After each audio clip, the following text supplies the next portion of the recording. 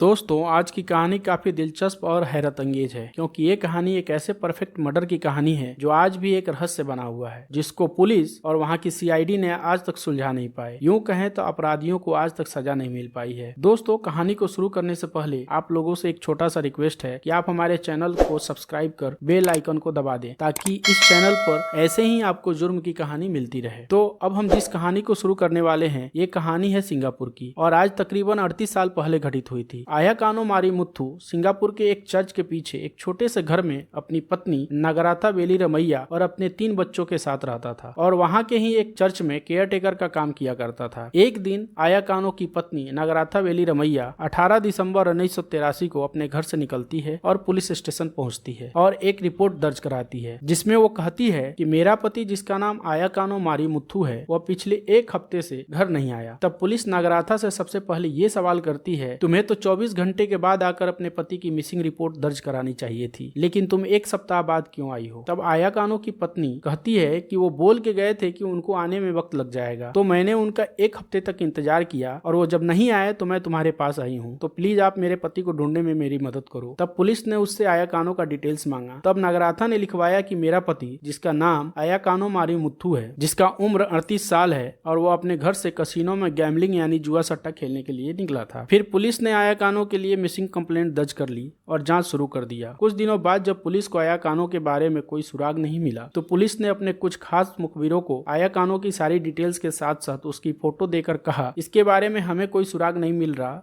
तो तुम लोग ही इसका पता लगाओ और जैसे ही कुछ पता चले हमें इसकी सूचना दो। इसी तरह दिन बीतते गए, महीने बीतते गए, लेकिन आया कानो के बारे में ना ही पुलिस को और ना ही उनके मुखबिरों को कुछ पता लग पाया। तब पुलिस ने इस केस पर काम करना बंद कर दिया और पुलिस के मुखबिर ने भी किसी और केस पर काम करने लगे। इसी तरह 3 साल गुजर गए। इन 3 सालों में उसकी पत्नी ने कई बार पुलिस स्टेशन के चक्कर लगाई, लेकिन आया कानो का कोई खोज खबर नहीं लगा। फिर उसने भी वहां जाना बंद कर दिया। फिर 9 जनवरी 1987 को वहां के डिटेक्टिव जी अलगमलाई के पेजर पर एक मैसेज आया, जिसको उनके ही एक मुखबिर ने भेजी थी, जिसमें लिखा था कि मेरे पास एक टिप है। डिटेक्टिव ने उसको रिप्लाई दिया कि ऑफिस आ जाओ, बात करते हैं। तो यहाँ बहुत सारे लोग ऐसे भी होंगे जिनको पता नहीं होगा कि पेजर क्या होता है, तो मैं यहाँ आपको बताता चलूं कि पेजर उस समय एक ऐसी छोटी सी डिवाइस थी जिसका स्क्रीन बहुत छोटा था, जिस पर चैटिंग किया जा सकता था। अब आगे की कहानी की तरफ हम बढ़ते हैं। जैसे ही मुखबिर को यह मैसेज मिला कि डिटेक्टिव ने उसे अपने ऑफिस में बुलाया है, तो वो मुखबिर डिटेक्टिव के ऑफिस में आया और उसने एक हैरतअंगेज और अविश्वसनीय बात बताई। ये बात सुनने के बाद डिटेक्टिव ने कई बार अपने खबरी से कहा कि ये जो इन्फॉर्मेशन दे रहे हो ये सही है ना, क्योंकि इस इन्फॉर्मेशन पर विश्वास करना मुश्किल हो रहा है। डिटेक्टिव के बार बार पूछने के बावजूद वो मुखबिर टस से मस नहीं हुआ। वो हर बार यही कहता रहा कि ये इन्फॉर्मेशन 100% सच है। हालांकि वो मुखबिर कई सालों से डिटेक्टिव के लिए काम करते आ रहा था और इसकी सारी इन्फॉर्मेशन अभी तक सही थी, तो अंत में डिटेक्टिव ने भी उसकी बात मान ली। तो मुखबिर ने डिटेक्टिव से ऐसा क्या इन्फॉर्मेशन दिया जिस पर डिटेक्टिव को विश्वास नहीं हो रहा था। तो मुखबिर ने डिटेक्टिव के ऑफिस में आने के बाद बताया कि आया कानो मारीमुथु नाम के एक व्यक्ति, जिसकी उम्र 38 साल थी, उसकी हत्या करके उसके बॉडी के छोटे छोटे टुकड़े करके सब्जियों के साथ करी बनाई गई और चावल बनाया गया और वो करी चावल छोटे छोटे पैकेटों में पैक किया गया और अपने तमाम पड़ोसियों में उस रोज की खास डिश कहकर वो खाना बांट दिया गया। पड़ोसियों ने मुफ्त में मिले इस खाने को बड़े ही जायके के साथ खा भी लिया और फिर शरीर की तमाम हड्डियों को भी छोटे छोटे टुकड़े करके काले पॉलिथीन में बांधकर रोड के किनारे लगे अलग अलग डस्टबिनों में फेंक दिया गया। अब डिटेक्टिव ने सोचा कि ये बात सही है कि नहीं, पहले इसका पता लगाया जाए। इसके लिए उन्होंने सबसे पहले जितने भी नजदीकी पुलिस स्टेशन थे सब में जाकर आया कानो मारीमुथु की हत्या गुमशुदगी की रिपोर्ट लिखवाई गई है कि नहीं, ये ढूंढने का काम किया। तो उनको जूचर्ट पुलिस स्टेशन में आया कानो मारीमुथु की गुमशुदगी की रिपोर्ट 12 दिसंबर 1983 को उसी की पत्नी नगराथा वेली रमैया के द्वारा दर्ज कराई गई, मिल गई। जैसे ही आया कानो मारीमुथु की गुमशुदगी की रिपोर्ट डिटेक्टिव को मिली, तो अब डिटेक्टिव को यकीन हो गया कि मुखबिर के द्वारा दिया गया इंफॉर्मेशन 100% सही है। फिर डिटेक्टिव वहां से सीआईडी ऑफिस जाता है और ये सारी बातें बताता है, लेकिन मुखबिर की बात सुनकर जो हाल डिटेक्टिव का हुआ था, वही हाल डिटेक्टिव की बात सुनकर उसके ऑफिसर्स का हुआ। उन्होंने भी इस बात को गले से उतारने से इनकार कर दिया, लेकिन डिटेक्टिव के जोर देने पर उसके अफसरों ने उससे इस बात की इजाजत दे दी कि वो इस केस की खोजबीन जारी रखे और हर हफ्ते हफ्ते उसकी रिपोर्ट उन्हें देते रहे। उसके बाद डिटेक्टिव ने आया कानो की पत्नी नगराता बेली रमैया द्वारा दर्ज कराई गई गुमशुदगी की रिपोर्ट की एक कॉपी पुलिस स्टेशन से लेता है और उसकी जांच करता है। तो उसे सबसे पहला शक आया कानो की पत्नी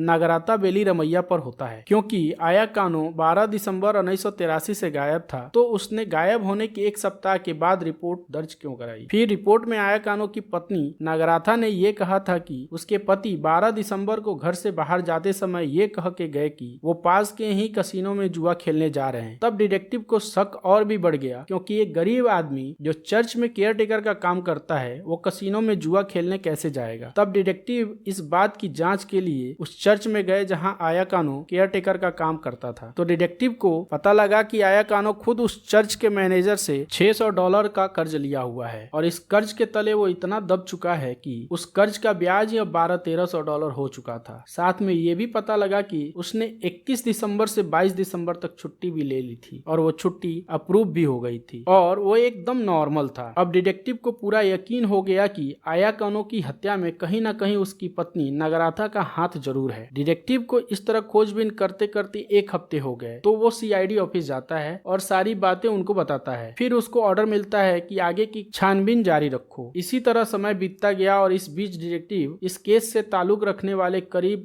30 लोगों से पूछताछ करता है, जिसमें खुद आया कानो की बीवी नगराता भी शामिल थी। सभी से पूछताछ करने के बाद डिटेक्टिव अब एक बार फिर 27 मार्च 1987 को अपने अफसरों के पास पहुंचता है और अपना फाइनल रिपोर्ट उन्हें सौंपता है और उन्हें बताता है कि इस केस के सिलसिले में उसे कुछ लोगों पर शक है, जिसमें 4 मेन लोग हैं, एक खुद नगराता और बाकी नगराता के 3 भाई। और शक के दायरे में एक मटन शॉप है, क्योंकि ऐसा शक था कि आया कानो की हत्या करने के बाद उसके लाश का छोटे छोटे टुकड़ों में काटा गया है। तो इस काम को अंजाम देने के लिए मटन शॉप ही एक ऐसी जगह हो सकती है, क्योंकि वहाँ बकरियां काटी जाती हैं और वहाँ इंसानी खून वगैरह छुपाया जा सकता है और पूछताछ के लिए इन चारों संदिग्धों को पकड़ा जा सकता है। इसके अलावा ये भी पता चला कि आया कानो कभी कभी शराब पीता था और शराब के नशे में अक्सर अपनी पत्नी से झगड़ा करके उसकी पिटाई भी कर देता था। अब ऐसे में सवाल यही खड़ा होता है कि क्या बीबी के साथ मारपीट करने की वजह से ही आया कानो को मौत के घाट उतार दिया गया? सीआईडी अफसरों को डिटेक्टिव की कहानी और थ्योरी सुनकर उसमें दम नजर आने लगा। फिर यह तय हुआ कि जितने भी संदिग्ध हैं सभी के घरों में अलग अलग छापा मारकर वहां तलाशी ली जाए और हत्या से जुड़े सुरागों की तलाश की जाए। हालांकि सीआईडी ये भी समझ चुकी थी कि हत्या को काफी समय हो गया है, तो ऐसे में किसी सुराग का मिलना लगभग नामुमकिन है। फिर सीआईडी सिंगापुर में उसी महीने यानी मार्च में ही 5 अलग अलग जगहों पर छापा मारती है, जिसमें आया कानो का घर, आया कानो की पत्नी नगराता के 3 भाइयों का घर और नगराता की मां का घर और चर्च के सामने मौजूद एक मटन शॉप का ठिकाना था। इन जगहों पर छापा मारने के बाद सीआईडी की टीम 8 लोगों को हिरासत में लेती है, जिसमें आया कानो की पत्नी नगराता, नगराता के 3 भाई और उनकी पत्नियां और नगराता की मां शामिल थे। फिर इन सबसे बारी बारी से पूछताछ किया जाता है, लेकिन सबसे हैरानी की बात यह है कि पूछताछ के दौरान सभी के सभी इस मामले से खुद को दूर रखते हैं और एक ही तरह का जवाब देते हैं कि उन्हें आया कानो के लापता होने की बात पता ही नहीं है। तब सीआईडी को महसूस हुआ कि इन लोगों को ज्यादा दिनों तक ऐसे अपनी हिरासत में नहीं रख सकते और न ही सीआईडी के पास इनके खिलाफ कोई पुख्ता सबूत मिल पाया था और साथ ही इन 8 लोगों ने उस गुनाह से अपना पल्ला सीधे तौर पे झाड़ लिया था। फिर सीआईडी को लगा कि उनके पास ऐसा एक भी सबूत नहीं था जो कि कोर्ट में ये साबित कर सके कि आया कानो की हत्या भी हुई है कि नहीं या वो कहीं चला गया है। और अगर बिना किसी सबूत के ये लोग कोर्ट जाएंगे तो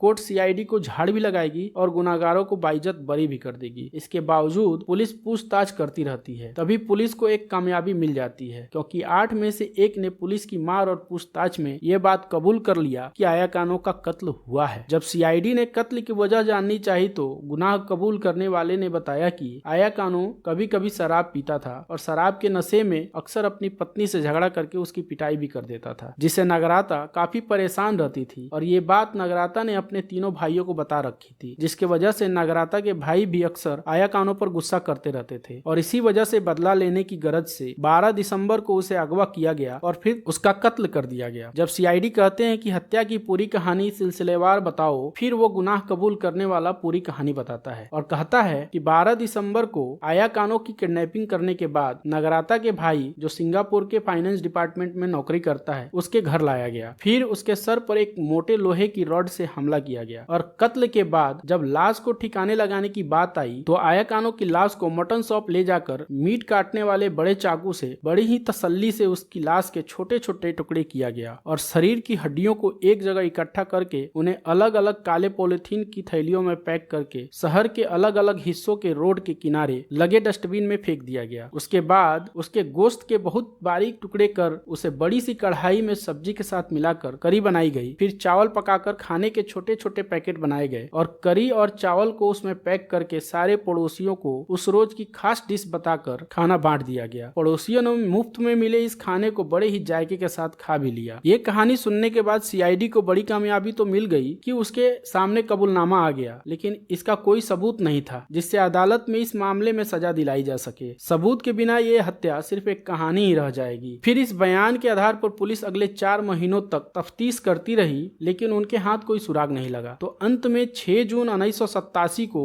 उन सभी आरोपियों को अदालत में पहली बार पेश किया गया। पुलिस ने अपनी चार्जशीट में नगराता के तीनों भाइयों को मुख्य कातिल ठहराया, जबकि बाकी लोगों को सबूत मिटाने का दोषी बताया गया। अदालत की सुनवाई शुरू हुई और दोनों तरफ की बहस और कहानी सुनने के बाद जब अदालत ने सीआईडी से सबूत मांगे तो सीआईडी के पास इनके खिलाफ कोई सबूत नहीं था, यानी कोई भी ऐसी साक्ष्य नहीं थी जिससे कियाया कानो की हत्या को उस कहानी को साबित किया जा सके। लिहाजा सबूतों के अभाव में अदालत ने 8 को बाइज्जत बरी कर दिया, लेकिन सीआईडी के अनुरोध पर अदालत ने बाद में 5 लोगों को रिहा कर दिया, जबकि शक के आधार पर 3 लोगों को पुलिस हिरासत में रखने का हुक्म दे दिया, जिसमें नगराता के तीनों भाई शामिल थे। पुलिस ने हिरासत में आए तीनों भाइयों से पूछताछ का सिलसिला आगे बढ़ाया और उनके बताई गई जगहों की तफ्तीश की, लेकिन एक भी सबूत सीआईडी के हाथ नहीं लगा। अगले 4 सालों तक तीनों जेल में ही रहे, मगर कोई फायदा नहीं हुआ। तब अदालत ने उन आरोपियों की अर्जी पर 1991 में उन्हें जेल से रिहा करने का फैसला किया। आरोपी तो बरी हो गए, लेकिन सीआईडी उनके पीछे लगी रही। लेकिन 4 साल और बीतने के बावजूद सीआईडी को कोई सबूत नहीं मिला। इस बीच मीडिया में ये